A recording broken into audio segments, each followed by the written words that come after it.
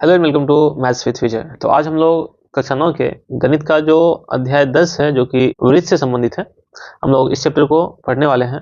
Basically आज के video में हम लोग समझेंगे वृत्त को कि वृत्त होता क्या है, इनके जो है कुछ कुछ इंपॉर्टेंट जो टर्म्स हैं जो कि वृत्त से संबंधित है, जैसे कि परिधि, व्यास, त्रिज्या, जीवा, चाप, त्रिज्यखंड, वृत्तखंड, इन सभी जो चीज़ों को हम लोग इस चैप्टर में पढ़ने वाले हैं, समझने वाले हैं। तो ये स्टार्ट करते हैं और देखते हैं वृत्त के डिफिनेशन को। तो जो वृत्त का परिभाषा है, इसके आधार पे हम कह सकते हैं कि वृत्त जो है यह एक तल पर उन सभी बिंदुओं का समूह है जो तल के एक अस्थिर बिंदु, जिसे कि हम लोग केंद्र कहते हैं, से अस्थिर दूरी पर क्या होता है, स्थित होता है, एक वृत्त कहलाता है। कहने का मतलब हो गया जो यह तल पर उन सभी बिंदुओं का समूह होगा। जैसे यह तल हो गया तो यहाँ पे जो भी बिंदुएं आ रही है इन सभी का यह समूह है, और यह समूह इस प्रकार है कि एक निश्चित बिंदु जो कि यहाँ पे O है, इनसे अस्थिर दूरी का मतलब हो गया यह दूरी हर जगह पे क्या होगा, समान होगा। यह दूरी कहीं पे भी देखेंगे तो हर जगह पे यह समान ही आएगा। इस दूरी पर यह क्या होता है, यह अस्थिर होता है, और इसी आकृति को क्या कहते हैं हम लोग, वृत्त कहते हैं। तो यह जो है परिभाषा हो गया, हमारा डिफिनेशन हो गया किनका, तो वृत्त का। वृत्त के बारे में हम लोग और बात करें तो जो अस्थिर बिंदु है जिसके बारे में हम लोगों ने अभी बात किया था, इन्हें हम लोग क्या कहते हैं, सेंटर कहते हैं, यानी कि केंद्र कहते हैं। जो कि हम लोग यहाँ देख पा रहे होंगे, जो इस वृत्त में जो सबसे बीच में यहाँ पे है बिंदु O, जहाँ से कि वृत्त की परिधि की दूरी क्या होती है, हर जगह पे वह सेम होती है, समान होती है, उसी बिंदु को क्या कहते हैं हम लोग, केंद्र कहते हैं। तो ये जो बिंदु है यहाँ पे बिंदु O, यही क्या हो जाएगा, इनका केंद्र हो जाएगा। और जो अस्थिर दूरी है जो कि हर जगह पे समान होता है, ये डिस्टेंस चाहे यही डिस्टेंस हो, इसी दूरी को क्या कहते हैं हम लोग, रेडियस यानी कि त्रिज्या कहते हैं। यानी कि हम इनकी परिभाषा को हम लोग बोल सकते हैं, यानी कि इनका परिभाषा हम लोग बोल सकते हैं कि जो अस्थिर दूरी होती है, जिसके बारे में हम लोग अभी बात किए थे, जो अस्थिर दूरी होती है इन्हें क्या कहते हैं हम लोग, त्रिज्या कहते हैं। तो इन चीज़ों को हम लोगों ने यहाँ अभी समझा। सबसे पहले हम लोगों ने वृत्त के डिफिनेशन को, परिभाषा को समझा। उसके बाद वृत्त का जो सेंटर होता है, केंद्र होता है, इनको समझा। और फिर जो रेडियस है इनको हम लोगों ने समझा। नेक्स्ट हम लोग वृत्त से संबंधित और जो कुछ टर्म्स होता है इनको हम लोग समझते हैं। जो वृत्त जिस तल में होता है या जिस तल में वह स्थित होता है, उन्हें वह क्या करता है, 3 भागों में विभाजित करता है। जैसे कि हम यहाँ पे देख पा रहे होंगे, पहला भाग क्या हो जाता है, जो कि वृत्त का आंतरिक भाग है, इसको हम लोग अभ्यंतर कहते हैं। राइट। एक जो भाग है जो कि इस वृत्त के ऊपर में है, यानी कि इसी वृत्त पर अगर कहीं पे कोई बिंदु लिया होगा, जैसे कि बिंदु A, बिंदु B, ये जो होगा यह वृत्त पर हो जाएगा।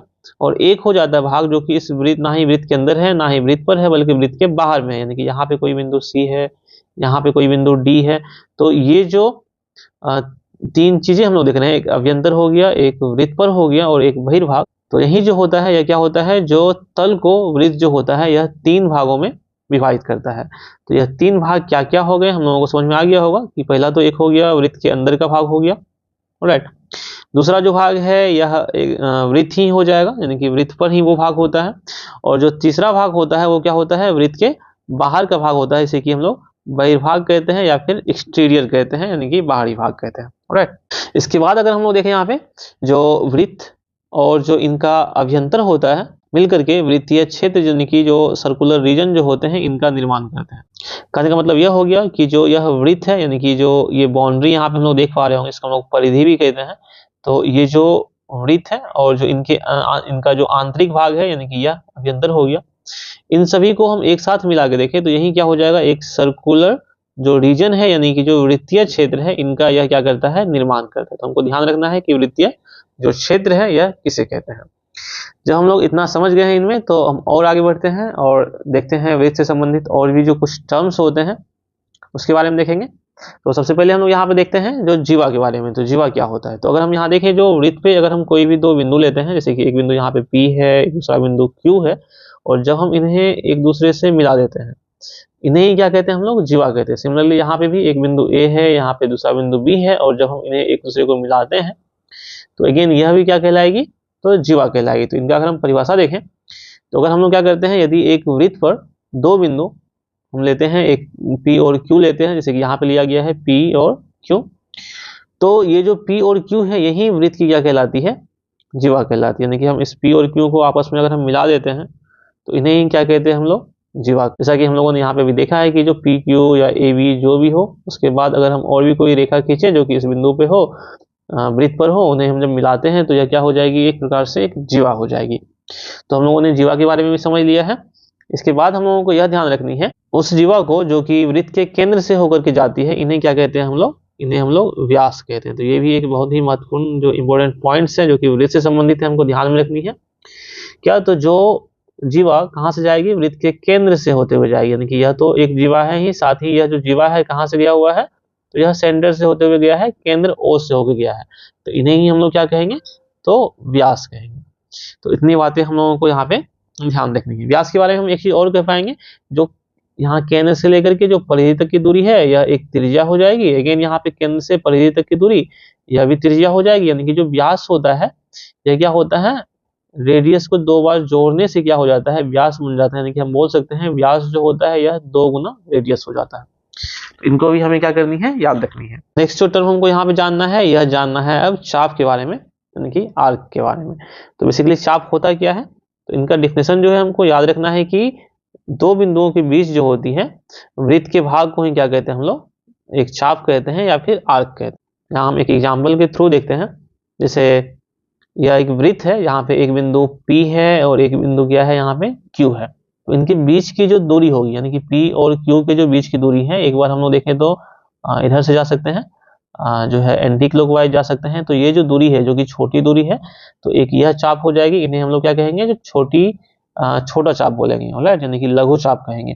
और जो एक दूरी है जो कि इधर से ऑल द वे घूमते हुए यहाँ से निकलेगी आएगी, इन्हें हम क्या कहेंगे, दीर्घ चाप कहेंगे। यानी कि जो बड़ा दूरी है इन्हें हम लोग, या फिर बड़ा चाप जो है इन्हें हम लोग दीर्घ चाप कहेंगे, और जो छोटा चाप है इन्हें हम लोग लघु चाप कहेंगे। तो जो चाप होता है ये हम किसे कहते हैं, तो दो बिंदुओं के बीच वृत्त के भाग को ही क्या कहते हैं हम लोग, आर्क यानी कि चाप कहते हैं। अब इसी में हम लोगों ने समझ लिया, जो छोटा चाप है इन्हें हम लोग जो है लघु चाप कहेंगे, यानी कि छोटा जो भाग है इन्हें हम लोग लघु चाप कहते हैं, यानी कि माइनर आर्क कहते हैं। और जो बड़ा भाग है या बड़ा चाप है इन्हें हम लोग मेजर आर्क यानी कि दीर्घ चाप कहते हैं। तो ये चीजें जो हम लोगों को याद रखनी है, ध्यान रखनी है। इन सभी पॉइंट्स को हम लोग क्या करेंगे, कॉपी पे लिख करके इनको अच्छे से समझ लेंगे, याद रखेंगे। इसी फिगर को यहाँ पे और भी जो है सेक्शन करके दिखाया गया है। जैसे हम लोग यहाँ पे देखें, जो ये जो फिगर था, इन्हीं फिगर को क्या किया गया है, यहाँ पे भी एक्सप्लेन किया गया है। जो PQ था इन्हें हम लोग लघु चाप कहते हैं, जो कि यहाँ से हम लोग देख पा रहे हैं, ये जो चाप है PQ इन्हें हम लोग लघु चाप कहते हैं। और जो ये बड़ा वाला सेक्शन था इन्हें हम लोग दीर्घ चाप, यानी कि इस PQ को हम लोग दीर्घ चाप कहते हैं, यानी कि बड़ा वाला सेक्शन को दीर्घ चाप और छोटे वाले सेक्शन को लघु चाप कहते हैं। नेक्स्ट हम लोग इसमें और भी जो कुछ डिफिनेशंस को देखें यहाँ पे, तो अगर वृत्त पे ही जब P और Q, जो कि हम लोग जीवा ले रहे थे, P और Q एक व्यास के सिरे हो, तो दोनों चाप क्या हो जाते हैं, यह बराबर हो जाते हैं, ऑलराइट, ये तो बात सही है। जब P और Q क्या होंगे, अगर हम यहाँ पे देखें, जो A और B है इनके बदले में अगर क्या करते हैं, हम लोग ले लेते हैं P और Q, यानी कि हम क्या करते हैं इसके बदले में P और Q को अगर हम ले लेते हैं, तो इस कंडीशन में क्या हो जाएगा, ये जो चाप है यानी कि PQ का अगर हम देखें यहाँ पे ये वाला चाप, और अगेन जो PQ का जो चाप है ऊपर से गया हुआ चाप है, ये दोनों क्या हो जाएगा, आपस में बराबर हो जाएगा। जब इस तरह का कहीं पे कोई कंडीशन बन रहा है तो इन्हें हम क्या कहेंगे, अर्धवृत्त कहेंगे, यानी कि सेमी सर्कल कहेंगे, राइट। तो हमको याद रखना है अर्धवृत्त के डिफिनेशन को भी, परिभाषा को भी, कि अर्धवृत्त हम लोग किसे कहेंगे, अगर जब क्या होगा, जब P और Q व्यास के ही एक सिरे होंगे तो दोनों चाप क्या हो जाते हैं, बराबर हो जाते हैं, और प्रत्येक चाप को क्या कहेंगे हम लोग, सेमी सर्कल यानी कि यहाँ पे अर्धवृत्त कहेंगे। जैसा कि हम लोगों ने इस केस में देखा था कि जब P और Q जो है यह एक व्यास के ही दो सिरे हो जाते हैं, तो ये जो प्रत्येक चाप की लंबाई है, यानी कि क्लॉकवाइज देखें या फिर हम लोग एंटी क्लॉकवाइज देखें, तो इस केस में क्या हो जाएगा, जो यह दूरी है, ये जो चाप है, ये क्या हो जाएगा, आपस में समान हो जाएंगे, और इन्हीं को क्या कहते हैं हम लोग, इसी को हम लोग अर्धवृत्त कहते हैं, राइट। तो ये हमको यहाँ पे ध्यान में रखनी है। इनका परिभाषा हम लोग क्या करेंगे, नोट डाउन कर लेंगे। नेक्स्ट हम लोग आगे बढ़ते हैं और कुछ और जो इंपॉर्टेंट डिफिनेशंस हैं इनको हम लोग देखते हैं। इसके बाद हम लोग देखते हैं यहाँ पे सर्कमफ्रेंस के बारे में, यानी कि परिधि के बारे में। तो परिधि का डिफिनेशन हम लोग क्या याद रखेंगे, जो संपूर्ण वृत्त की जो लंबाई होती है इन्हें ही हम लोग क्या कहते हैं, तो परिधि कहते हैं। तो इसके बारे में हम लोग भी समझ लेते हैं फिर से वापस से। तो संपूर्ण वृत्त की जो लंबाई होती है इन्हें ही क्या कहते हैं हम लोग, सर्कमफ्रेंस यानी कि जो है परिधि कहते हैं। जैसे कि हम एक फिगर के माध्यम से समझते हैं। यह एक वृत्त का फिगर यहाँ पे दिया हुआ है। इसमें अगर हम देखें, जो वृत्त की जो लंबाई है, संपूर्ण वृत्त की लंबाई जो होगी इस तरह से ऑल द वे घूमते हुए, ये जो पूरी की पूरी गोलाकार आकृति है, इन्हें ही हम क्या कहेंगे, परिधि कहेंगे। तो इस बात को हम लोगों को ध्यान में रखनी है। इसके बाद अगर हम यहाँ पे देखें, जो जीवा और प्रत्येक चाप के जो बीच का यानी कि मध्य का जो क्षेत्र होता है, ठीक है, इसे हम क्या कहते हैं, वृत्तीय क्षेत्र का खंड कहते हैं, या फिर इन्हें ही हम क्या कहते हैं, वृत्तखंड कहते हैं। कहने का मतलब ये हो गया, जो वृत्तीय खंड जो है, यानी कि वृत्तीय क्षेत्र का खंड जो होता है, इन्हें ही हम लोग क्या कहते हैं, वृत्तखंड कहते हैं। यानी कि ये जो वृत्तीय क्षेत्र का खंड है और जो वृत्तखंड है, ये दोनों है ना एक ही चीज हो जाएंगे। तो इसको हम लोगों को यहाँ पे ध्यान रखना है। तो इनका जो परिभाषा क्या हम लोगों को ध्यान में रखना है, इनको देखते हैं हम लोग। तो जो डिफिनेशन है यह हो जाएगा, जीवा और प्रत्येक चाप के बीच का जो क्षेत्र होता है, इन्हें ही हम क्या कहते हैं, वृत्तीय क्षेत्र का खंड या फिर वृत्तखंड कहते हैं। तो इनको हम लोग क्या करते हैं, वापस से समझते हैं एक फिगर के माध्यम से। तो जो इनका एक फिगर दिया हुआ है यहाँ पे, हम लोग समझते हैं जो वृत्तखंड होता क्या है। तो हम यहाँ पे देखें, जो जीवा है यह हो जाएगा पी क्यू, एक जीवा हो जाएगा, और जो एक चाप है यहाँ पे पी क्यू, एक छोटा चाप है, तो हम इनके बीच का जो खंड देखें तो इन्हें ही हम क्या कहेंगे, यह हो जाएगा वृत्तखंड। अगेन ऊपर में भी सेम हो जाएगा, यह जीवा है और बाकी जो है यह ऊपर का एक दीर्घ चाप हो जाएगा। तो इनके बीच का जो क्षेत्र है, इन्हें हम क्या कहेंगे, तो वृत्तखंड कहेंगे। तो जो छोटा चाप है, इनके बीच बनने वाला क्षेत्र को लघु वृत्तखंड कहते हैं, और जो बड़ा चाप है उनके और जीवा के बीच बनने वाला जो क्षेत्र हो जाएगा, इन्हें हम क्या कहेंगे, दीर्घ वृत्तखंड कहेंगे। तो ये दोनों चीजों को हमको याद रखना है। नेक्स्ट हम लोग समझेंगे त्रिज्यखंड के बारे में। तो पहले हम लोग समझ लेते हैं कि त्रिज्यखंड एक्चुअली में होता क्या है। तो त्रिज्यखंड जो होता है, यह जो चाप का दो सिरा होता है, यानी कि पी और क्यू, यहाँ पे हम लोग देख पा रहे होंगे, और इसी पी और क्यू को जब हम लोग सेंटर से मिलाते हैं, केंद्र से मिलाते हैं, तो अब ये क्या हो जाएगा, तो दो त्रिज्या, यानी कि पी और क्यू ओ और पी एक त्रिज्या, और ओ और क्यू दूसरा त्रिज्या हो जाएगा। तो इन दो त्रिज्याओं और चाप से और जो उनसे बनने वाले जो चाप हैं, इनके बीच का जो क्षेत्र हो जाएगा, इन्हें हम लोग क्या कहेंगे, त्रिज्यखंड कहेंगे। तो यहाँ पे भी दो क्षेत्र बनेगा, एक जो छोटा वाला क्षेत्र होगा, इन्हें हम लोग लघु त्रिज्यखंड कहेंगे। और अगेन जो बड़ा चाप है, इनका जो बिंदु है जैसे कि क्यू, तो ओ क्यू यहाँ पे एक त्रिज्या और ओ पी, तो इसके बीच का जो बनने वाला जो क्षेत्र है, इन्हें हम क्या कहेंगे, दीर्घ त्रिज्यखंड कहेंगे। तो इन दोनों चीजों को भी हमें क्या करना है, याद रखना है। तो इनका भी जो डिफिनेशन है, हम इनको भी समझ लेते हैं। तो यहाँ पे अगर देखें तो हम लोगों ने यह समझ चुका है, जो दीर्घ वृत्तखंड और जो लघु वृत्तखंड है, यह हम लोगों ने ऑलरेडी पहले ही समझ चुका है। तो नेक्स्ट जो हम लोग समझने वाले हैं, इसमें यह है त्रिज्यखंड है, यानी कि सेक्टर है। तो सेक्टर क्या होता है, तो केंद्र को एक चाप के सिरे से मिलाने वाली त्रिज्याओं एवं चाप के जो बीच का क्या होता है, जो क्षेत्र होता है, इन्हें ही क्या कहते हैं, सेक्टर कहते हैं। यानी कि हम लोगों को यह ध्यान रखना है कि केंद्र को एक चाप के सिरों से मिलाने वाली त्रिज्याओं एवं चाप के बीच के क्षेत्र का जो खंड होता है, उन्हें ही हम क्या कहते हैं, त्रिज्यखंड कहते हैं। यानी कि हम लोग यहाँ पे जो फिगर था, हम लोगों ने देखा था कि जो एक चाप के जो दो सिरे थे, यानी कि पी और क्यू, इनको केंद्र से मिलाने वाली जो रेखाखंड, यानी कि जो त्रिज्या था, उनके और चाप के बीच का जो खंड था, इन्हें ही हम लोगों ने त्रिज्यखंड कहा था। और छोटे वाले खंड को लघु त्रिज्यखंड और बड़े वाले खंड को दीर्घ त्रिज्यखंड के नाम से हम लोगों ने जाना है। तो जो यहाँ पे लघु त्रिज्यखंड था, इनके बारे में हम लोगों ने समझा, और जो दीर्घ त्रिज्यखंड था, इनके बारे में हम लोगों ने समझ लिया है। अब जो नेक्स्ट और जो लास्ट जो हमारा डिफिनेशन है, इनको ध्यान में रखना है। तो यह क्या है, जो अगर हम देखें अर्धवृत्त के बारे में, तो जो प्रत्येक अर्धवृत्त होता है, इनके दोनों वृत्तखंड तथा दोनों त्रिज्यखंड क्या होते हैं, यह एक समान होते हैं। अगर हम लोग बात करेंगे अर्धवृत्त के बारे में, तो अर्धवृत्त के बारे में बात करें तो अर्धवृत्त में क्या होता है, तो जो इनके दोनों वृत्तखंड होते हैं या फिर जो त्रिज्यखंड होते हैं, वह क्या होते हैं, समान हो जाते हैं।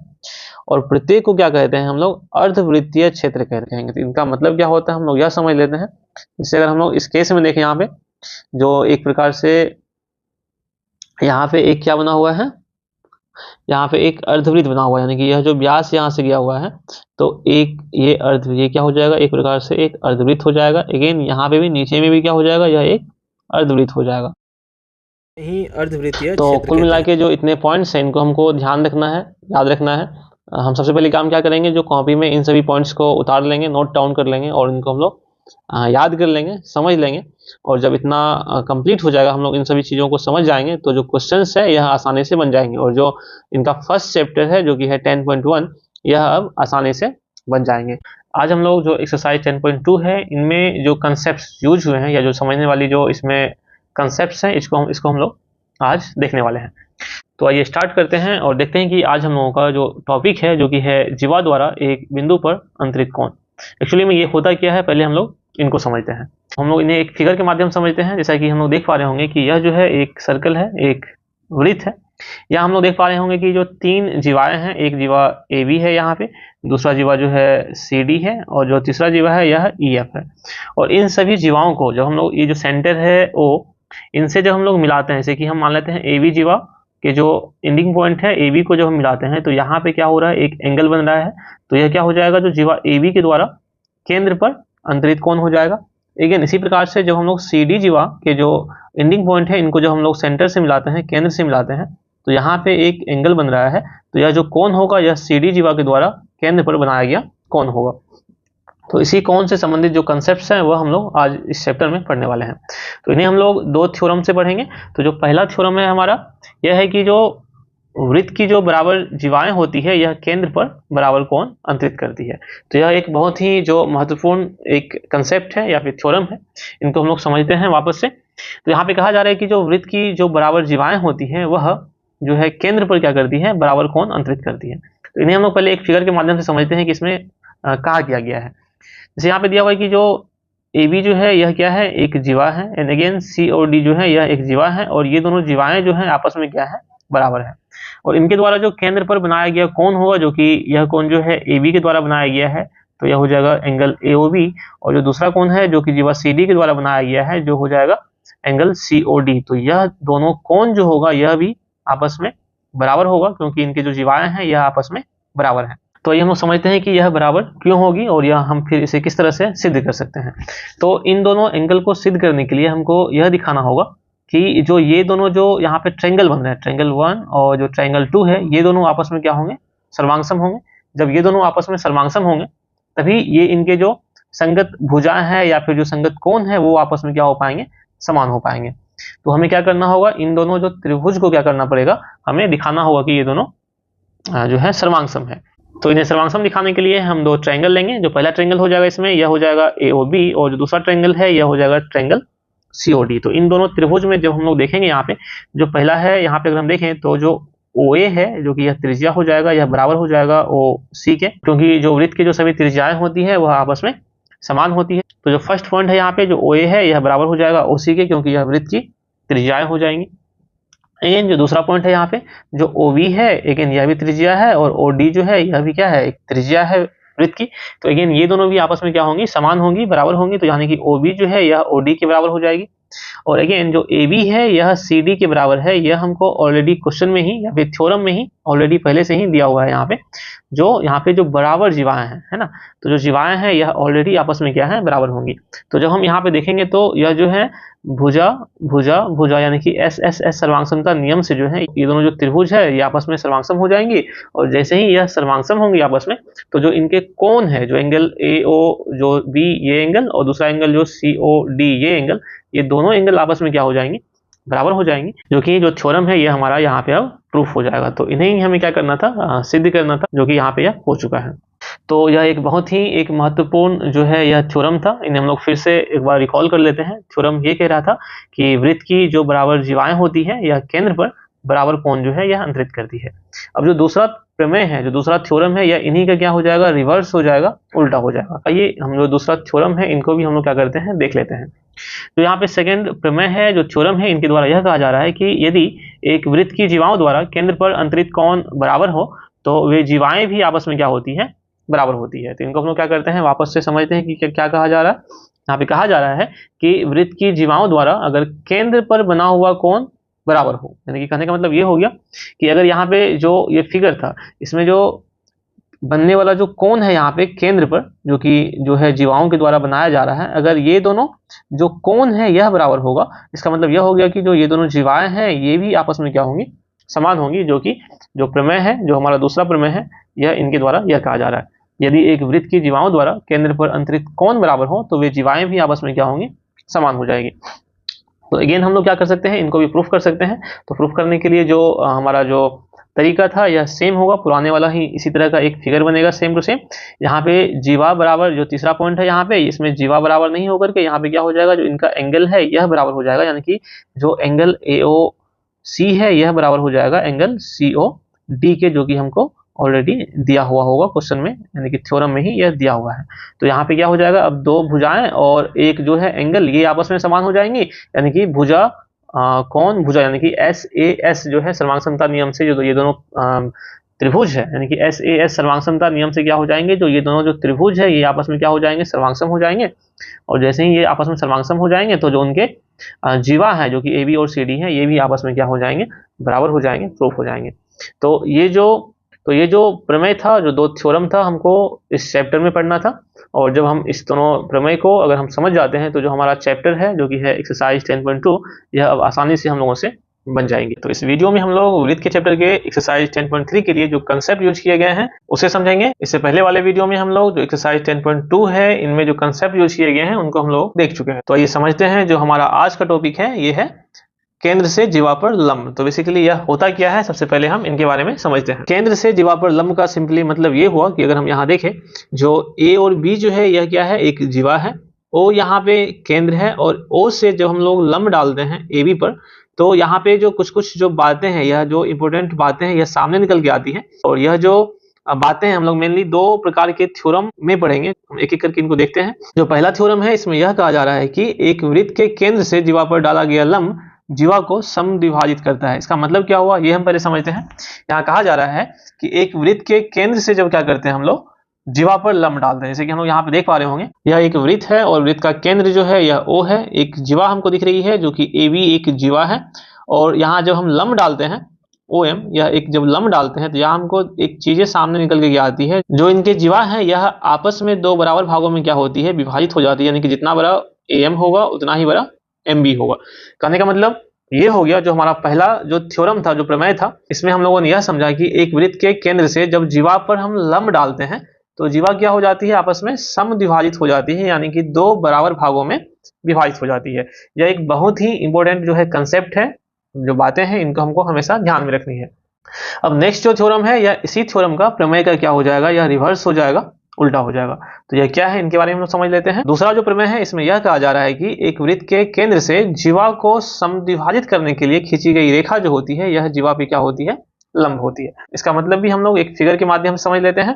यहाँ पे यह कहा जा रहा है कि एक वृत्त में जब एक जीवा कोई AB है, इनको समद्विभाजित करने के लिए यानी कि इनको दो बराबर भागों में विभाजित करने के लिए जब हम लोग केंद्र से कोई लाइन खींचते हैं, यहाँ पे है ना, जब हम लोग कोई लाइन खींचते हैं तो यह जो लाइन है या फिर जो रेखाखंड है यह क्या होती है, इस जीवा पर लंब होती है। यानी कि यहाँ पे यह 90 का जो है यह एंगल बनाती है। तो यही जो है हमारा दूसरा प्रमेय था। तो इनको हम लोग सिद्ध किस तरह से करेंगे इनके बारे में भी हम लोग जान लेते हैं। जब हमको सिद्ध करना हो कि जब लाइन या रेखाखंड खींचते हैं OM AB पर और यह इस तरह का रेखाखंड है कि जीवा AB को दो बराबर भागों यानी कि AM और BM में डिवाइड करे, तो हमको दिखाना है कि यह आपस में क्या होगा, लंब होगा। तो इनको दिखाने के लिए हम लोग क्या कर सकते हैं, यह जो दो ट्रायंगल बन रहा है, त्रिभुज बन रहा है, उनको हम लोग सर्वांगसम दिखाएंगे। जैसे ही हम लोग सर्वांगसम दिखाएंगे तो यह कोण इनके बराबर हो जाएगा, लेकिन यह कोण जो है इसके बराबर हो जाएगा और जो ये लास्ट कोण है यह इनके बराबर हो जाएगा। और हमको पता है कि जब यह दोनों कोण आपस में बराबर होगा और यह एक सीधी रेखा हो जाएगी और सीधी रेखा पे जो बनने वाला एंगल होता है यह कितने के बराबर हो जाएगा, 180 डिग्री के बराबर हो जाएगा। और जब यह दोनों एंगल आपस में समान होगा तो दोनों में यह बट जाएगा और प्रत्येक कोण हो जाएगा 90 डिग्री का और समकोण हो जाएगा। लेकिन हम इनको सॉल्व करने के लिए यानी कि प्रूफ करने के लिए हम लोग क्या कर सकते हैं, जो इन दोनों त्रिभुज को सर्वांगसम दिखा सकते हैं। और सर्वांगसम दिखाने के लिए हमको पता है कि जो OA है यह OB के बराबर है, जैसा कि हम लोग देख पा रहे होंगे। जो OA है यह OB के बराबर हो जाएगा, क्यों, क्योंकि यह त्रिज्या है, वृत्त की जो है त्रिज्या है और जो त्रिज्याएं हैं वह आपस में समान होती है। नेक्स्ट अगर हम लोग देखें यहाँ पे जो AM है यह BM के बराबर हो जाएगा। यानी कि जैसा हम लोग पहले ही देख पा रहे हैं कि जो यह लाइन खींची गई है यह जीवा को दो बराबर भागों में डिवाइड कर रही है। यानी कि क्वेश्चन में ही हमको दिया हुआ है, यानी कि थ्योरम में ही हमको दिया हुआ है कि AM जो है यह BM के क्या आ रहा है, बराबर में आ रहा है। नेक्स्ट अगर हम तीसरे पॉइंट की बात करें तो जो OM है यह OM के ही बराबर में आ रहा है। यानी कि जो ये लाइन हम लोग देख रहे हैं OM वाली, तो यह दोनों ट्रायंगल में आ रहा है, यानी कि ट्रायंगल AOM में आ रहा है और ट्रायंगल MOB, इन दोनों ट्रायंगल में जो है ये लाइन आ रही है, ये रेखाखंड आ रही है OM, और यह दोनों में क्या हो जाएगा, तो उभयनिष्ठ हो जाएगा। तो इसी प्रकार से ये जो दो ट्रायंगल हम लोग देख पा रहे हैं यहाँ पे, ये दोनों के दोनों आपस में क्या हो जाएंगे, यह जो है सर्वांगसम हो जाएंगे। और जैसे ही आपस में सर्वांगसम होंगे तो दोनों जो एंगल है ये आपस में बराबर हो जाएंगे और यह प्रत्येक जो है 90 के बराबर में हो जाएंगे। तो यही जो दो थ्योरम था इस जो है चैप्टर में, जो कि हमको समझनी थी, जो कि किस बारे में था, तो जो था केंद्र से जीवा पर लंब के बारे में था। एंड फाइनली हमको एक और चीज हमको इसमें पढ़नी है इस चैप्टर में, जो कि है 3 बिंदुओं से होकर जाने वाला वृत्त। तो इसके बारे में जब हम बात करें तो हमको बस एक थ्योरम ध्यान में रखना है, और जो यह थ्योरम है इसमें यह कहा गया है कि तीन दिए हुए असमरेखी बिंदुओं से होकर जाने वाला एक और केवल एक वृत्त है। यानी कि हमको इसमें केवल और केवल यही ध्यान रखना है कि अगर कहीं पे भी तीन जो है असमरेख बिंदु दिया हुआ हो, तो असमरेख का मतलब क्या हो गया, एक सीध में नहीं होगा। अगर हम यहाँ पे देखें, अगर कोई बिंदु ले ले यहाँ पे ए, यहाँ ले ले हम लोग बी, और यहाँ ले लेते अगर हम लोग सी, अगर हम देखें यहाँ पे तो यह तीनों बिंदु जो है यह एक सीध में है, तो यह जो है बिंदुएं आपस में संरेखी बिंदु हो जाएंगे, यानी कि यह असंरेखी बिंदु नहीं होंगे। हम बात कर रहे हैं यहाँ पे असंरेखी बिंदुओं के बारे में। अगर हम बात करें तीन असंरेखी बिंदुओं के बारे में बात करें तो इनसे होकर के एक और केवल एक वृत्त जा सकती है। यही हमारा जो है यह एक थ्योरम है। एक चीज हम लोग इसमें और भी समझ लेते हैं, अगर हमको पूछ दें कि किसी दिए हुए वृत्त में वृत्त का केंद्र कौन सा होगा, यह हमको फाइंड आउट करना है, निकालना है, तो वह किस प्रकार से हम लोग निकाल सकते हैं। तो हम क्या करेंगे, सिंपली तीन बिंदु लेंगे जो कि असंरेख होगा, जैसा कि हम लोग देख पा रहे हैं यहाँ पे। तो तीन यहाँ पे जीवाएं होंगी, एक हो जाएगा यहाँ पे पी आर, दूसरा हो जाएगा आर क्यू। और हमको पता है कि जब हम इन जीवा को जब समद्विभाजित करते हुए कोई हम लाइन खींचते हैं, यानी कि जो परपेंडिकुलर लाइन खींचते हैं, तो यह कहां से गुजरेगी, तो यह केंद्र से होकर गुजरती है, जैसा कि हम लोगों ने इनसे जस्ट पहले वाले प्रमेय में पढ़ा है। अगेन हम लोग जानते हैं कि अगर यह एक जीवा है तो इनको समद्विभाजित करते हुए अगर हम लोग लंब रेखा कोई खींचते हैं तो यह भी कहां से गुजरेगी, तो केंद्र से गुजरेगी। और जैसे ही केंद्र से गुजरेगी तो इन दोनों का जो कटान बिंदु होगा यही क्या हो जाएगा, इनका केंद्र होगा। यानी कि हम इस तरीके से क्या कर सकते हैं, एक रचना के थ्रू एक दिए हुए वृत्त का जो केंद्र है ये भी हम लोग क्या कर सकते हैं, ज्ञात कर सकते हैं। तो that's all in this chapter. इस चैप्टर में इतना ही था। अब आप लोगों से जो है एक्सरसाइज 10.3 जो है यह आसानी से बन जाएगी। नेक्स्ट वीडियो में हम लोग जो इसका जो नेक्स्ट जो चैप्टर है एक्सरसाइज 10.4 उसमें जो यूज होने वाले जो कंसेप्ट है इनके बारे में हम लोग देखेंगे, जो कि है समान जीवाएं और उनकी केंद्र से दूरियां। सो इस वीडियो में इतना ही। Thank you for watching and God bless you all. Hello everyone, welcome to maths with Vijay. इनसे पहले वाले वीडियो में हम लोगों ने एक्सरसाइज 10.3 जो कि है केंद्र से जीवा पर लंब का जो कंसेप्ट है इनको हम लोग पढ़ चुके हैं। इस वीडियो में हम लोग समान जीवाएं और उनकी केंद्र से दूरियां, इस जो टॉपिक है, जो पॉइंट है, इनको हम लोग पढ़ने वाले हैं, समझने वाले हैं। तो ये स्टार्ट करते हैं। और सबसे पहले हम लोग समझते हैं कि जो केंद्र से दूरी या फिर जो किसी भी बिंदु से जो डिस्टेंस होती है, दूरी होती है, ये क्या होती है। जैसा कि हम लोग यहाँ इस फिगर में देख पा रहे हैं कि ए बी एक लाइन है, P एक बिंदु है, और P से यहाँ पे हम लोग देख पा रहे होंगे कि P से L1 यह एक डिस्टेंस हो गया A और B के बीच का। उसी तरह से P से जो है L2 यह भी एक डिस्टेंस हो जाएगा P और बिंदु P और AB के बीच का। उसी तरह से अगेन PM जो है यह भी एक डिस्टेंस हो जाएगा, दूरी हो जाएगा P और AB जो रेखा है इनके बीच का। उसी प्रकार से L5 जो है यह भी क्या हो जाएगा, एक डिस्टेंस हो जाएगा बिंदु P और रेखा AB के बीच का। लेकिन अगर हम जेन्युइन तरीके से देखें तो इनके बीच का जो डिस्टेंस है वो क्या होगा, इनका जो शॉर्टेस्ट डिस्टेंस है, यानी कि हम बोल सकते हैं जो कि इनका जो लांबिक दूरी है, जो कि इन पे 90 का एंगल बना रही है, यानी कि PM जो है एक्चुअल में यही बिंदु P और रेखा AB के बीच की दूरी है। यानी कि हम कहना ये चाह रहे हैं कि किसी भी एक रेखा और एक बिंदु की जो बीच की दूरी होती है यह क्या हो जाती है, उनकी सबसे छोटी दूरी, यानी कि जो लांबिक दूरी होती है यही इनके बीच की दूरी हो जाती है। जब हम लोग इतना समझ लिए हैं तो हम लोग आगे बढ़ते हैं, और एक जो इम्पोर्टेंट इसमें जो पॉइंट है इनको हम लोग ध्यान रखेंगे, जो कि है एक बिंदु से रेखा पर लंब की लंबाई रेखा की क्या होती है, बिंदु से दूरी होती है। यानी कहने का मतलब यह हो गया, जैसा कि हम लोग उस केस में देख रहे थे कि एक बिंदु से एक रेखा पर जो लंब की लंबाई होती है वही एक्चुअली में क्या होती है, रेखा की बिंदु से दूरी होती है। जैसा कि हम लोगों ने यहाँ पे देखा था, एक बिंदु से रेखा AB की लंबाई क्या होती है, उनके लंब की जो लंबाई होती है, यानी कि जो लांबिक दूरी होती है, जैसे कि PM यहाँ पे हो गया, यही क्या हो जाएगा, इनके बीच की दूरी हो जाएगी। अब हम लोग आगे बढ़ते हैं और इस चैप्टर में जो दो थ्योरम या जो दो प्रमेय हमको पढ़नी है इनके बारे में हम लोग बात करते हैं। जो पहला प्रमेय हमको इस चैप्टर में पढ़ना है यह है एक वृत्त की या सर्वांगसम वृत्तों की बराबर जीवाएं केंद्र या केंद्रों से समान दूरी पर होती है। हम इनको क्या करते हैं, एक ही वृत्त में हम मान के चलते हैं फिलहाल के लिए। तो कहा यहाँ पे यह जा रहा है कि अगर हम किसी भी एक वृत्त में देखें तो जो बराबर जीवाएं होती है वो केंद्र से क्या होती है, वह समान दूरी पे होती है। कहने का मतलब यह हो गया, अगर हम इस फिगर में देखें यहाँ पे और हम मान लेते हैं कि जो PQ जो है यह बराबर है जीवा RS के, तो इस केस में क्या होगा, जो चूंकि PQ और RS ये दोनों समान जीवाएं होंगे, तो जो इनकी दूरी है यानी कि OL जो कि PQ और सेंटर यानी कि केंद्र O के बीच की दूरी होगी, और दूसरा जो एक दूरी है OM जो कि सेंटर O और जो जीवा RS है इनके बीच की दूरी होगी। तो यह दोनों की दोनों दूरियां जो है ये क्या होंगी, आपस में समान होंगी। ऑलराइट, तो समझ में आ गया होगा जो पहला प्रमेय है ये इसमें क्या कहा गया है। और जो दूसरा प्रमेय होगा जस्ट इसी का क्या हो जाएगा, यह विलोम हो जाएगा, जिसके बारे में हम लोग बात कर लेते हैं। तो दूसरा प्रमेय इसमें यह कहा जा रहा है कि एक वृत्त के केंद्र से समदूरस्थ जीवाएं समान लंबाई की होती है।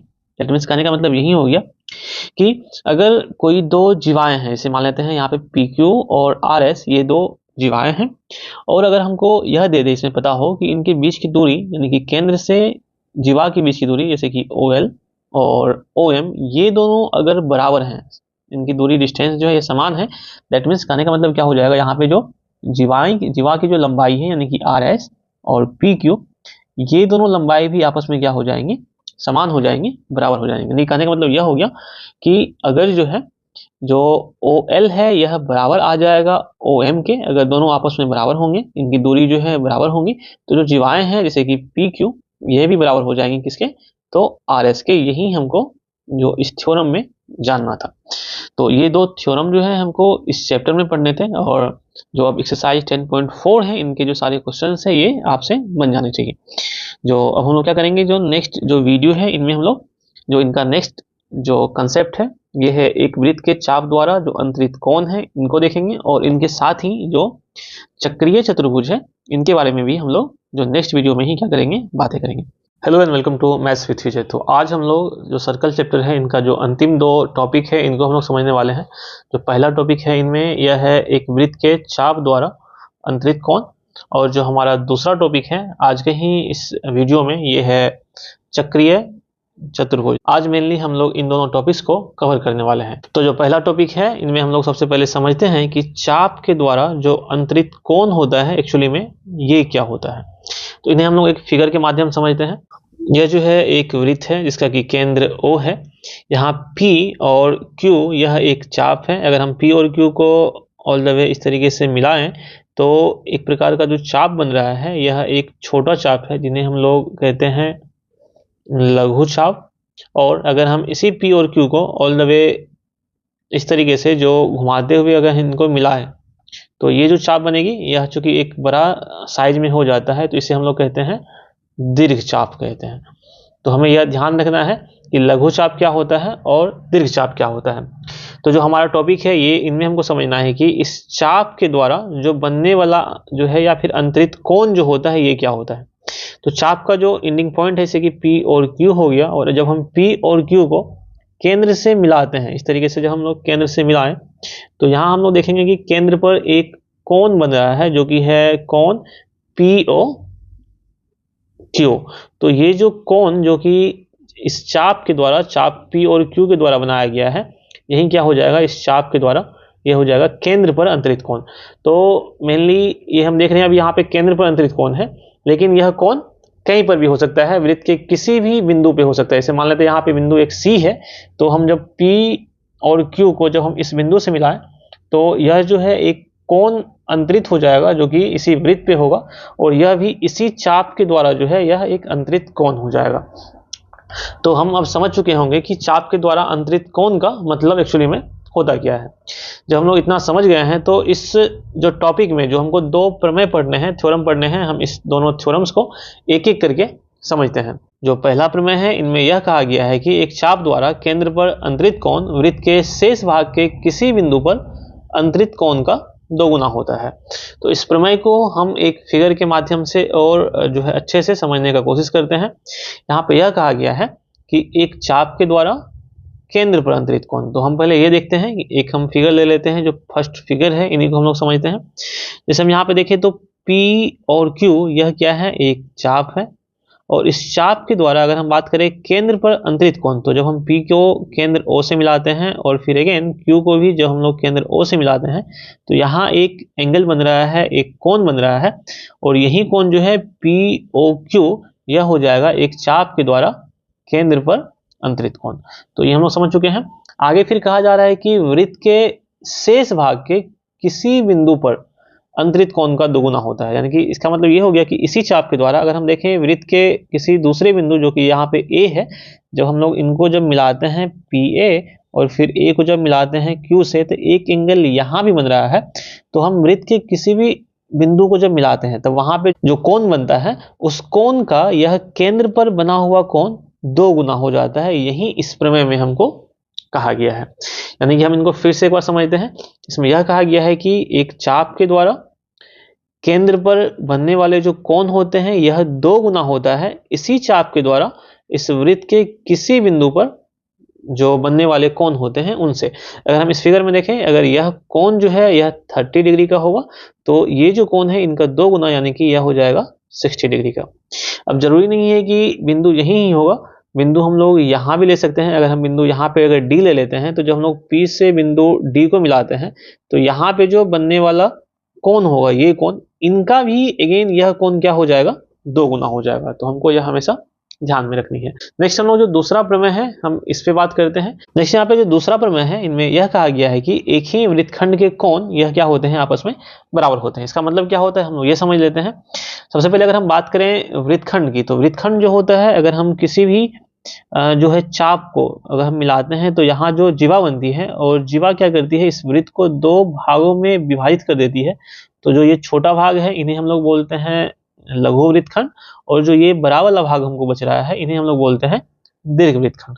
तो कुल मिला के कोई भी जो जीवा होती है यह वृत्त को दो भागों में विभाजित करती है।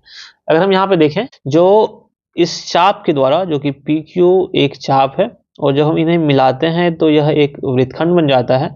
तो अगर हम बात करें वृत्तखंड की या फिर हम बात करें चाप की, यह दोनों बातें जो है यह एक ही हो जाएंगी, बिकॉज जो इनका एंडिंग पॉइंट है यह दोनों का सेम ही होना है। और जब इनके द्वारा अगर हम वृत्त के किसी भी बिंदु पे हम कोई कोण अंतरित करते हैं या कोई कोण बनाते हैं, यहाँ पे हम ले लेते हैं सी, तो ये सभी के सभी कोण आपस में क्या हो जाएंगे, समान हो जाएंगे, बराबर हो जाएंगे। अगर हम फिर यहाँ से भी अगर इनको हम मिलाते हैं, इनको जब हम लोग मिलाएं तो अगेन यह कोण भी है इन्हीं कोण के बराबर हो जाएगा, अगेन ये दोनों कोण इस तीसरे कोण के बराबर हो जाएगा। तो यही हमको इस प्रमेय में कहा गया था।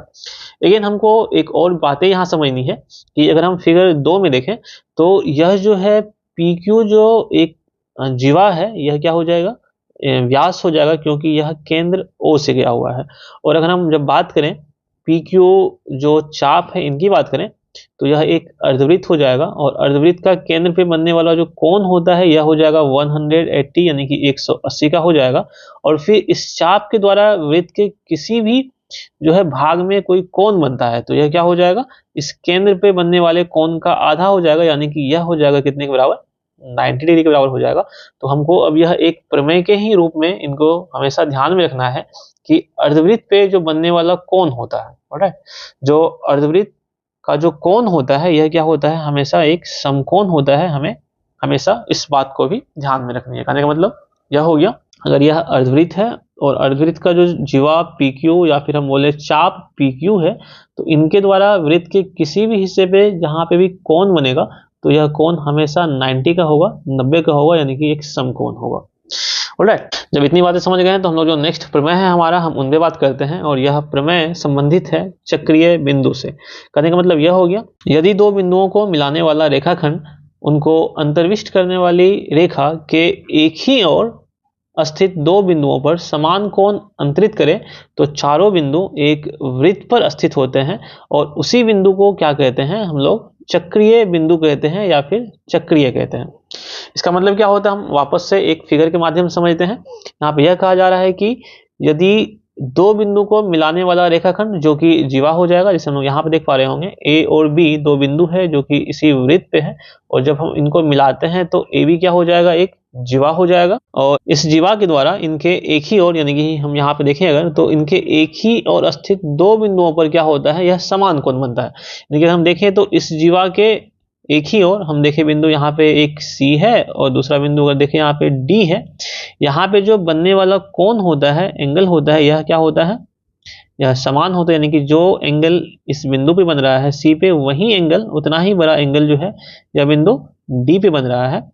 तो ये जो कोण होते हैं आपस में समान होते हैं, तब उस संदर्भ में हम कह सकते हैं कि ये चारों बिंदु जो है वो कहाँ होंगे, तो एक वृत्त पे होंगे। और जब ये चारों बिंदु एक वृत्त पर होंगे तो इन्हें ही हम क्या कहते हैं, चक्रीय कहते हैं या फिर चक्रीय बिंदु कहते हैं। तो यह जो प्रमेय है हम यह भी समझ चुके होंगे कि चक्रीय बिंदु क्या होते हैं और हम कब उन्हें चक्रीय बिंदु कहेंगे, अगर वह चारों बिंदु एक वृत्त पर स्थित होंगे और वो इस तरह से होंगे कि एक जो जीवा बन रहे हैं उनके एक ही ओर स्थित हो, तभी हम उन्हें क्या कहेंगे, चक्रीय बिंदु कहेंगे। तो इस टॉपिक के बाद हम लोग जो दूसरा टॉपिक है जो कि है चक्रीय चतुर्भुज से संबंधित है, हम इन पे आते हैं। तो सबसे पहले हम लोग जो चक्रीय चतुर्भुज होता है इनके परिभाषा को देखते हैं।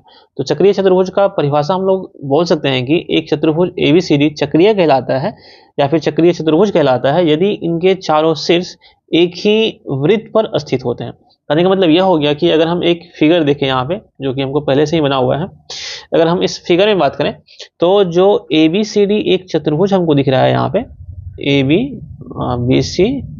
ABCD और फिर जो AD है, ये जो एक चतुर्भुज है इनके जो चारों बिंदु हैं ABCD जो चारों बिंदु हैं यह एक वृत्त पर स्थित है, यानी कि इसी वृत्त के परिधि पर ही ये है, ये जो है इसी वृत्त के परिधि पर ही ये जो बिंदुएं हैं ये स्थित है। इसीलिए हम क्या कहते हैं, इस जो चतुर्भुज जो यहाँ पे बन रहा है इन चारों बिंदु के द्वारा, इस चतुर्भुज को क्या कहेंगे हम लोग, चक्रीय चतुर्भुज कहेंगे।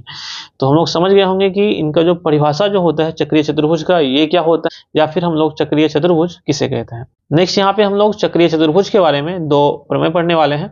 तो एक एक करके इन दोनों प्रमेय को हम लोग देख लेते हैं। जो पहला प्रमेय है इनमें यह कहा गया है कि चक्रीय चतुर्भुज के सम्मुख कोणों के प्रत्येक युग्म जो होते हैं वह 180 डिग्री के बराबर होते हैं। अगेन दूसरा प्रमेय भी देख लेते हैं और साथ में इनको समझेंगे। दूसरा प्रमेय जो है जस्ट इन्हीं का क्या हो जाएगा, रिवर्स हो जाएगा, उल्टा हो जाएगा। इसमें यह कहा गया है कि यदि किसी चतुर्भुज के सम्मुख कोणों के एक युग्म का योग 180 डिग्री हो तो चतुर्भुज जो है यह भी चक्रीय होता है। ये दोनों जो प्रमेय है ये दोनों प्रमेय सेम है, एक ही प्रमेय है, बस इनको अलग अलग तरीके से लिखा गया है। इनको हम लोग समझ लेते हैं वापस से। यहाँ पे ये कहा गया है कि जो चक्रीय चतुर्भुज है यानी कि ऐसे चतुर्भुज जिनके चारों जो शीर्ष होते हैं या किसी एक वृत्त पे स्थित होते हैं, तो इनके जो सम्मुख कोण होते हैं, जैसे अगर हम बात करें कोण A, इनका जो सम्मुख कोण है जस्ट इनके सामने वाला हो जाएगा कोण C, और इन दोनों का जो योगफल है ये कितने के बराबर हो जाएगा, यानी कि कोण A प्लस जो कोण C है यह बराबर हो जाएगा 180 डिग्री के बराबर। अगेन दूसरा जो चीज है यहाँ पे जो कोण B है और इनका जो सम्मुख कोण है यह हो जाएगा कोण D, यानी कि हम बोल सकते हैं कोण ABC प्लस कोण अगेन ADC ये भी किन के बराबर हो जाएगा, 180 डिग्री के बराबर। यानी कि जो ये कोण है और जो यह कोण है यह दोनों, इन दोनों को भी जो अगर हम जोड़ें आपस में तो इनका योग भी 180 के बराबर होगा। तो यही जो चीजें थी हमको इन दोनों प्रमेय में हमको जाननी थी, जो कि हम लोग देख चुके हैं। तो चक्रीय चतुर्भुज के बारे में हमें इतना ही पढ़ना था। अगर हम इन्हीं दोनों प्रमेय को और परिभाषा को ध्यान रखें, इन्हें समझ लें, तो जो प्रॉब्लम्स है जो कि चक्रीय चतुर्भुज पे आधारित है वो हमसे आसानी से बन जाएंगे। तो अब जो है एक्सरसाइज 10.5 ये आसानी से आप लोगों से बन जाएंगे। सो जो वृत्त का जो चैप्टर है ये अब खत्म हो चुका है और जो इनका जितने भी वीडियो हैं वो सारे के सारे अपलोड कर दिए गए, जो कि अभी आपको एक प्लेलिस्ट के रूप में स्क्रीन पे दिख रहे होंगे। सो इस वीडियो में इतना ही। Thank you for watching and God bless you all.